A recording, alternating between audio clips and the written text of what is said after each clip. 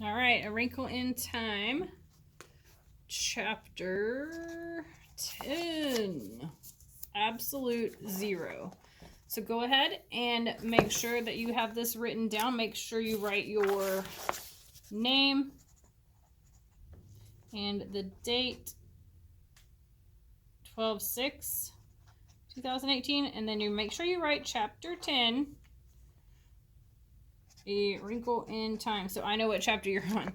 Okay, preview. Readers always collect clues before they get started reading. Look at the front and back covers of the book before you start reading or listening to the story, and then fill this in. I don't care if you have to make it up, or you need to fill both of these in because you guys have been skipping one. So make sure you fill them both in. So what do you think this book will be about based off of what's happened already in the story, and then based off of what you see here, what you see on the title? Once you finish that, we'll go ahead and start reading. Cold. I feel cold. Her heart is beating so slowly. Calvin, I can hear him. Even his voice sounds cold, frozen. But it's beating. She's alive. And Father, he's there too. Or here, wherever here is. Barely. She'll be all right. All we have to do is wait. Yes, you're right, sir. Father, Calvin, I'm alive. I'm here. Only I've been turned to stone. At least you got her away from it. You got us both away, and it's so much more powerful. And how did we stay out, sir? How did we manage as long as we did?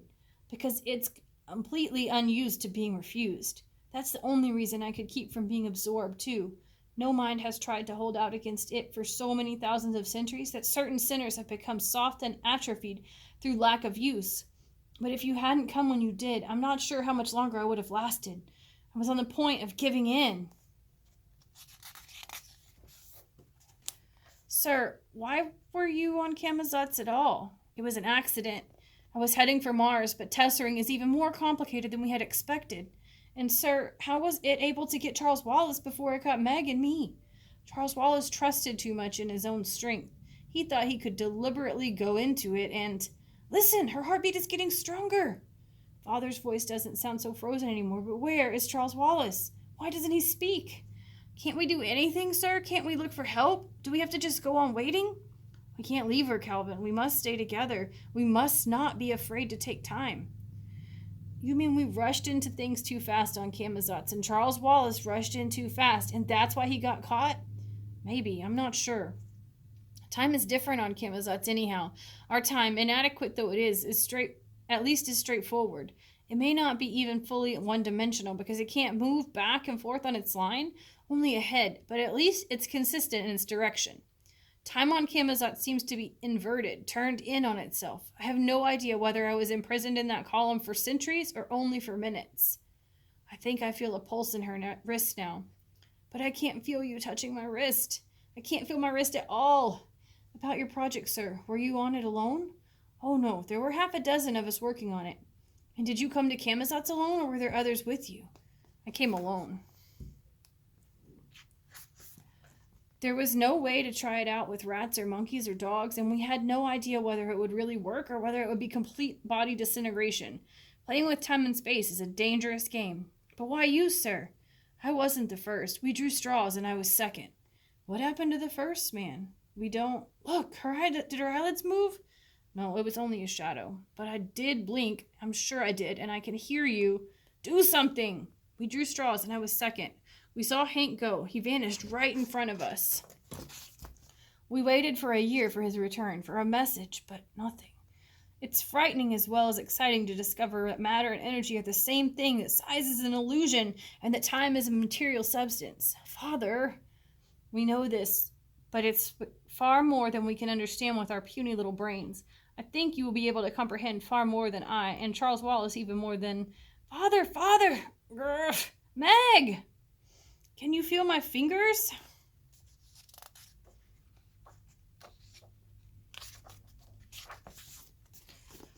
Where's Charles Wallace? Meg, are you all right? I can't move. Try. Wiggle your fingers and your toes. We were knocked out for a minute, too. Don't get panicky. You'll be all right. Where's Charles Wallace? Why am I so cold? Where are we? I don't know, Meg. I don't test her very well. I must have overshot. We're not on Camazotz, but I don't know where we are. I think you're so cold because we went through the black thing. I thought for a moment it was going to tear you away from me. Is this a dark planet? I don't think so, but I know so little about anything, so I can't be sure. You shouldn't have tried to test her then. It was the only thing to do. At least it got us off Camazotz. But why did we go without Charles Wallace? Did we just leave him there? No, Meg, we didn't just leave him. If your father had tried to yank Charles away when he tested us, and if it had kept grabbing hold of Charles, it might have been too much for him, and we'd have lost him forever. And we had to do something right then. Why?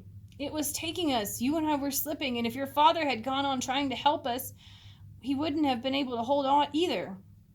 You told him to test her? There isn't any question of blame. Can you move yet? No. And you'd better take me to Camazotz and Charles Wallace now. You're supposed to be able to help. You don't know where we are. We'll never see Mother or the twins again. We don't know where Earth is or even where Camazotz is. We're lost out in space. What are you going to do? My daughter, I am not Mrs. What's-it, a Mrs. Who, or a Mrs. Which. I am a human being and a fallible one. Ow! You're hurting me. Then you're feeling again. I'm afraid it is going to hurt, Meg. Pain. Ah! Look! Monsters! He's killed us, bringing us here. I'll never see Charles Wallace again, or Mother, or the twins, or... How do you do, ma'am, sir? Who are you? They'll eat us. They're making me hurt. My toes, my fingers, everything hurts. We're from Earth. I'm not sure how we got here. We've had an accident. Meg, this girl is paralyzed. She can't move. She's terribly cold. We think that's why she can't move. No, don't. The pain it's going. And what is that wonderful smell? What are you doing? Taking the child. All right, so let's pause here. That was the whole chapter. All right, so we did our preview, so then turn ahead. And the characters, we have those new people, so the new aliens, I guess, since they're from outer space. They helped Meg's pain go away. Pain go away. And then come up with at least one other thing. Then you have Meg and Calvin and Father. Any of these, whichever two you want to put here. And then I need 2 things about each one. If you get stuck on this, the part about character traits in your notes will help you to come up with traits. So think of inner traits and outer traits. Remember, inner traits are things that you can't see. You have to like see how the character acts, what they do, what they say. And then outer traits are things you can see like by looking at them. So like these new aliens, an outer trait would be that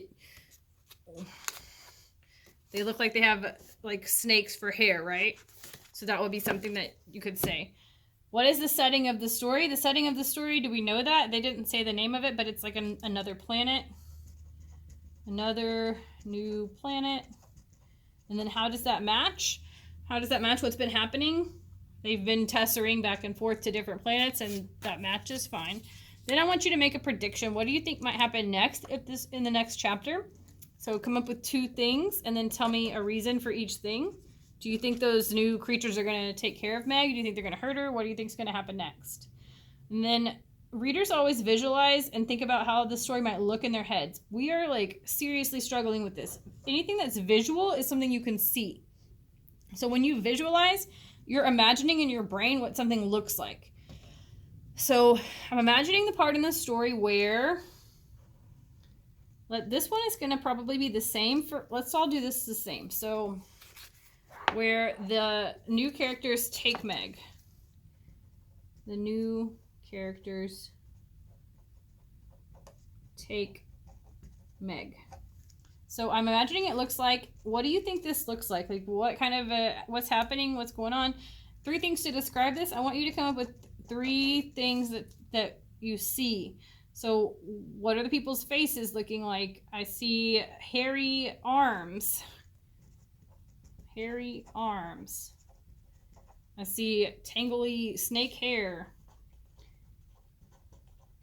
Okay, I gave you 2, but I really only want you to pick one of these and then you come up with the other 2. So you should have 2 that are your own here. And then what makes you think this? Like, why is that what you imagine in your brain? Answer that question. This visualize section in your notes under visualization, if you get stuck, the visualization section of your notes will help you. So look there if you get stuck. Then we're going to come back here to summarize. Readers, think about the most important parts of a book. In your own words, give me a summary of the story that you just listened to. Well, the chapter that we just listened to. So the story, it says title of the story. So you're going to put chapter 10. I don't know why I did that. Chapter 10, A Wrinkle in Time, talks about Meg, her dad, and Calvin, who are the characters. So you see these 2 things, they're in parentheses. They're telling you what to put in this blank. In the beginning of the story, so what's happening in the beginning of this chapter, in the middle of the chapter, and at the end of the chapter. Then you're going to open up Google Classroom and start a new post. You're going to pick one or the other. If you pick making connections, you're thinking about how what's happened to Meg and Calvin and her dad has happened to you, how you've seen it in a movie, how you've read it in a book, something similar, and you're going to title the post, Making Connections to Chapter 10, A Wrinkle in Time. So that should be your heading of your post. If you don't tell me which one you're doing, it's very confusing, so please make sure you write it down. And then you're going to, did something in the book remind you about something you know about in the world around you, something you've read in a book, something you've seen in a movie, something that's happened to you, your family, whatever. If you don't want to do that one, you do the story continued. Readers, think about what might happen next if the book kept going. So you'll title the post Chapter 10 Continued. A Wrinkle in Time. Chapter 10, A Wrinkle in Time Continued. And then write about what you think's going to happen next. What do you think's going to happen to Meg when she goes with those people? Okay? And then if you've completed this, go ahead and put it in the drawer for your grade. Make sure your name is on it. Then you can work on any work that you may have that hasn't been turned in. And then you may move to Lexia, IXL, or Moby Max. Another thing for this one, if you get stuck, you can look at the Retell a Story notes. That will help you. Please, please, please use your notes to help you if you get stuck on any part of these. Go back and look. There's nothing wrong with that. In fact, I want you to do that first before you ask questions. If you still, after you've looked at your notes, have a question, don't understand, please, please, please raise your hand so that one of us can come and help you. After that, go ahead and hop to Lexia, IXL, or Moby Max.